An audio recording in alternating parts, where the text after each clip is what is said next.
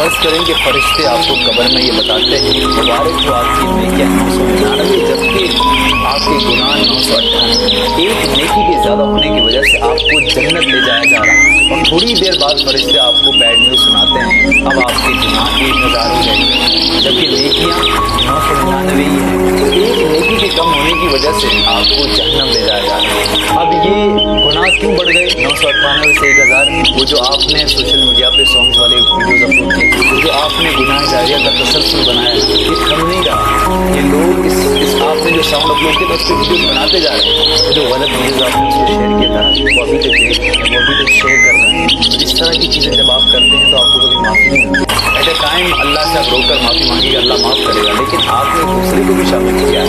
یہ سلسلہ کبھی ختم نہیں ہوگا۔ اسی طرح جیسے آپ ثواب جاریہ کا کام کرتے ہیں تو یہ ہمیشہ چلتا رہے۔ گزارش کرتا ہوں کہ یار ایسا کوئی گناہ نہ کرو جو ہمیشہ چلتا رہے۔